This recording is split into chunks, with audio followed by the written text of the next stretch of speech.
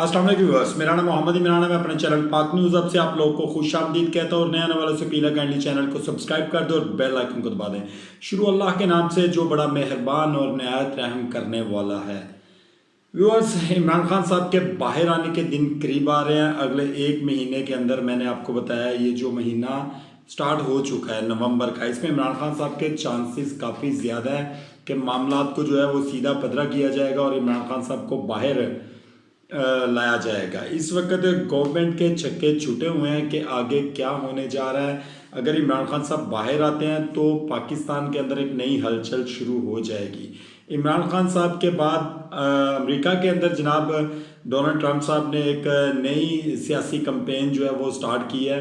उनके जो फ़ैन हैं उनको गार्बेज उठाने वाले लोगों के साथ शामिल करने का एक बयान दिया गया मुखालिफ पार्टी की तरफ से। तो जनाब जो ट्रंप साहब है वो भी मैदान में उतर आए। उसके अलावा जो अली अमीन गंडापुर साहब हैं वो भी एक ऐलान करने जा रहे हैं, फाइनल कॉल देने जा रहे हैं इमरान खान साहब के साथ मीटिंग के बाद। और काजी फ़ायज़ ईसा साहब के साथ क्या हुआ लंदन के अंदर रात 12 बजे, ये पाकिस्तानी टाइम के मुताबिक रात 12 बजे कौन सा वाक़या जो है वो उनके साथ पेश आया, इसके बारे में हम आपको बताएंगे। इमरान खान साहब इस वक्त अडयाला जेल के अंदर हैं और आप ये बात बखूबी जानते हैं 1 साल 3 महीने पूरे होने वाले हैं इमरान खान साहब को अडयाला जेल के अंदर। और इमरान खान साहब को बाहर निकालने के इस वक्त जो है निकालने के लिए तमाम तर सियासी कुव्वतें मुतहरक हो चुकी हैं। पाकिस्तान तो पाकिस्तान, ओवरसीज़ पाकिस्तानी भी और उसके अलावा कनाडा के अंदर, अमेरिका के अंदर और मुख्तलिफ कंट्रीज़ के अंदर इमरान खान साहब की हक में करारदादें पेश की जा रही हैं और इमरान खान साहब को किसी भी वक्त जो है वो रिहा कर दिया जाएगा। आप ने कल एक ट्वीट देखा जो एक ऐसे शख्स ने दिया जो जिनके बड़ी बड़ी कुव्वतों के साथ बड़े ज़्यादा ताल्लुकात हैं। उन्होंने उसमें लिखा कि इमरान खान साहब खलील साहब हैं एक बड़े मशहूर, उन्होंने कहा जी इमरान खान साहब को की फाइनल कॉल दे दी गई है एस्टेब्लिशमेंट को कि इमरान खान साहब को फिल जो है रिहा कर दिया जाए। चूँकि आने वाले दिनों में इमरान खान साहब के जो दोस्त हैं डोनाल्ड ट्रंप साहब, वो इक़्तिदार में जैसे ही आएंगे तो इमरान खान साहब को इस इस्टेब्लिशमेंट को और मौजूदा गवर्नमेंट को रिलीज़ करना पड़ेगा।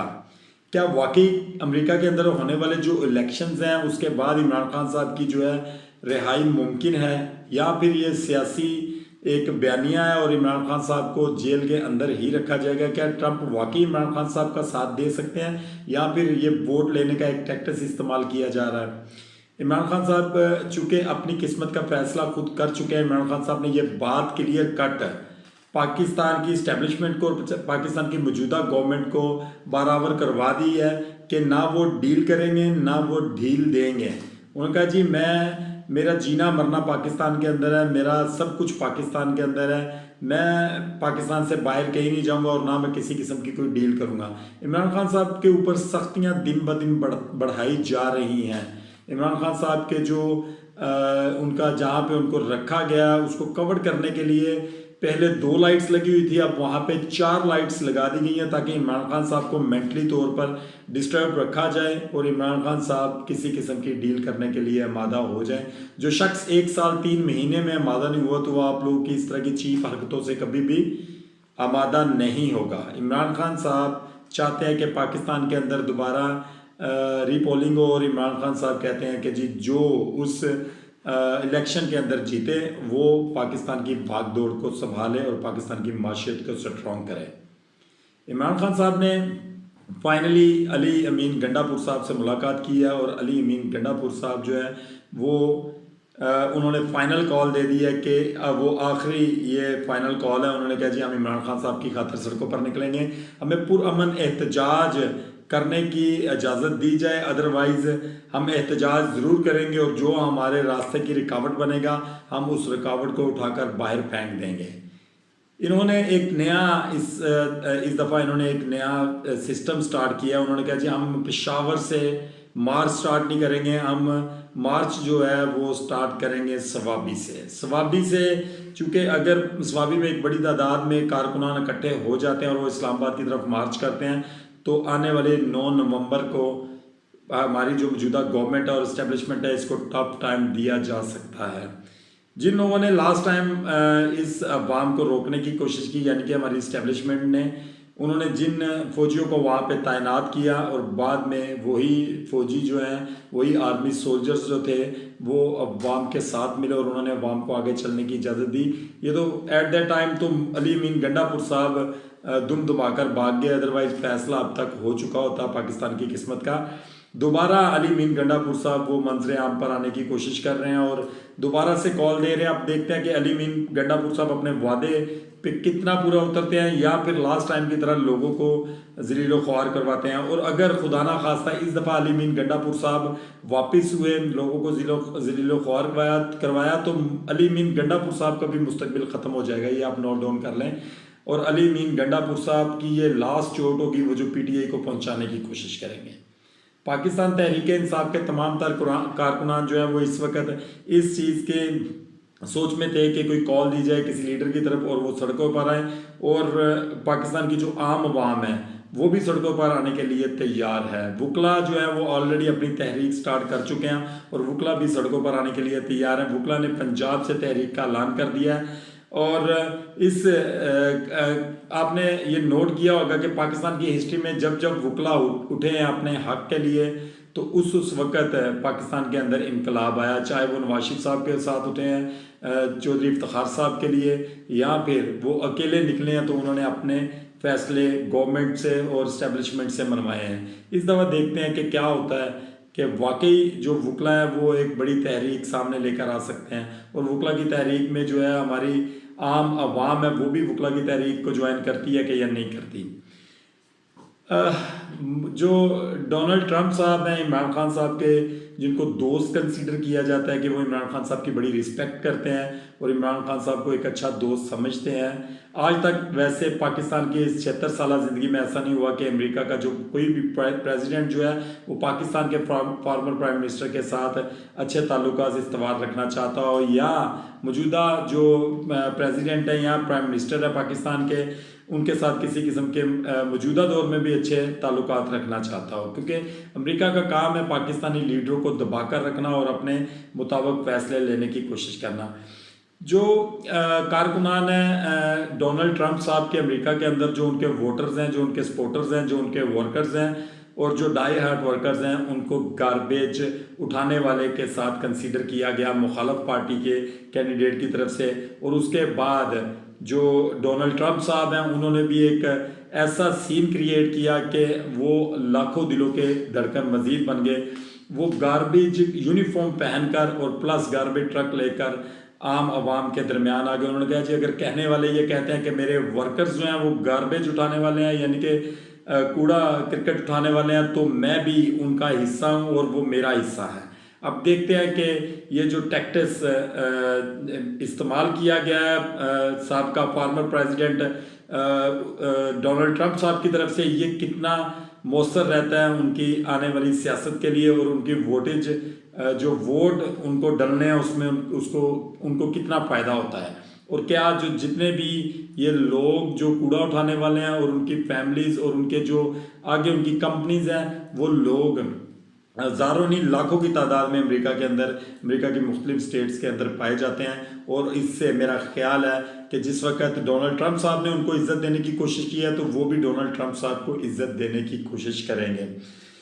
काजी फ़ायज़ ईसा साहब के साथ आज एक दोबारा अनहोनी हुई है, ये कहना गलत नहीं होगा। काजी फ़ायज़ ईसा साहब जो यहाँ पे प्रोटोकॉल में घूमते थे, बड़ी बड़ी गाड़ियों में घूमते थे, आगे पीछे रूटर वाली गाड़ियों के साथ वो अपनी लाइफ को एंजॉय कर रहे थे और जिसको चाहते थे उठवा लेते थे, जिसको चाहते थे पिटाई करवा देते थे और जिसकी चाहते थे चमड़ी उतरवा देते थे, और जिसके खिलाफ मर्जी चाहे कोई ना कोई केस बनवा कर उसको उठवा लेते थे।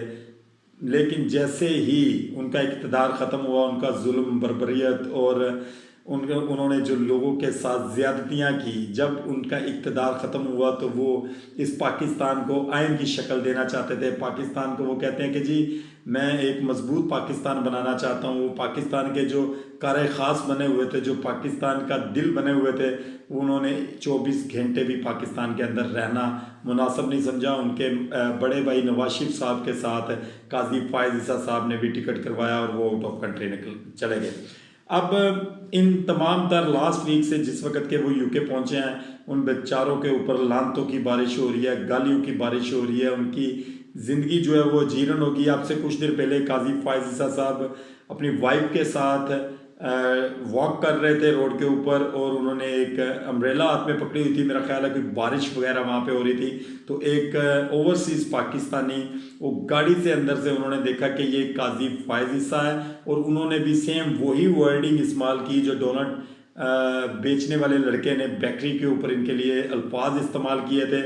उन्होंने लानत काजी साहब के ऊपर भेजी और काजी साहब की जो मिसिज़ है वो मुड़कर उसकी तरफ देख रही थी, या काजी साहब के साथ जो भी उनका कोई फैमिली मेम्बर था वो मुड़कर उस शख्स की तरफ देख रहा था। उस शख्स ने काजी साहब को गालियां भी दी और उसके साथ फिर उन्होंने गाड़ी, जब वो तेज़ वॉक करना स्टार्ट हुआ तो उसने गाड़ी भगाकर उनके करीब गाड़ी लेकर गया। वंस अगेन उन्होंने काजी साहब को गालियां दी। इंसान जब इक़्तिदार की कुर्सी पर बैठता है तो बहुत से लोग ऐसे होते हैं कि उनकी गर्दनों में सरिया आ जाता है, तो काजी साहब भी उनमें सरे फहरिस्त थे। लेकिन इंसान जिस वक्त इक़्तिदार की कुर्सी पर बैठता है तो उसको ये चीज़ मद्देनज़र रखनी चाहिए कि ये सीट जो है ये मसनूई है, ये लाइफ टाइम नहीं है। ऐसा नहीं है कि आपने जब इस सीट से उतरना है तो आपने इस दुनिया से चले जाना है, बल्कि आपने इसी दुनिया के अंदर रहना है अगर आप ज़िंदा रहते हैं तो। अगर अल्लाह ताला आपको ज़िंदगी देता है, और नो डाउट अल्लाह ताला कहता है कि जैसा करोगे वैसा भरोगे और जो दुनिया के अंदर बोओगे वही काटोगे।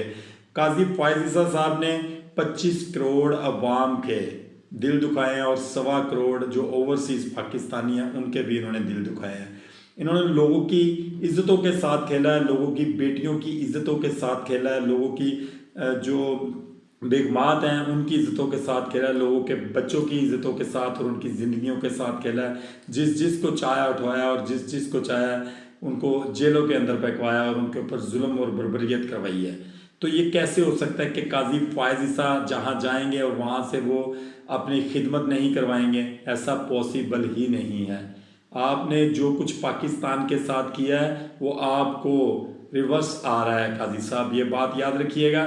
या तो काजी साहब को दुनिया के ऐसे किसी मुल्क में भेज दें, युगांडा भेज दें, अफ्रीका भेज दें, यहाँ पे कम से कम पाकिस्तानी पाए जाएं और वो काजी साहब को ना पहचान सके, जिनका मीडिया के साथ कोई ताल्लुक नहीं है, बल्कि कोशिश करें कि इनको अफ्रीका भेज दें। वो क्योंकि जंगलों में जंगली लोग होते हैं, जंगलों में रहते हैं, वहाँ पे टीवीज़ LCDs और इस तरह की चीज़ें बहुत रेयर केस है कि होती हैं और वहाँ पे न्यूज़ आती हों या वहाँ पे कोई इंटरनेट फैसिलिटी हो, वहाँ पर मे भी इनकी इज्जत बच सके। लेकिन अगर काजी साहब फेमस कंट्रीज़ में जाएंगे, यूके जाएंगे, अमेरिका जाएंगे, कनाडा जाएंगे, जर्मनी जाएंगे, स्पेन जाएंगे, या इनके इसके अलावा जो बड़े बड़े दुनिया में मुल्क हैं, अगर वहाँ पे काजी साहब जाएंगे तो काजी साहब की इज़्ज़त अफजाई ओवरसीज़ पाकिस्तानी इसी तरीके से करेंगे।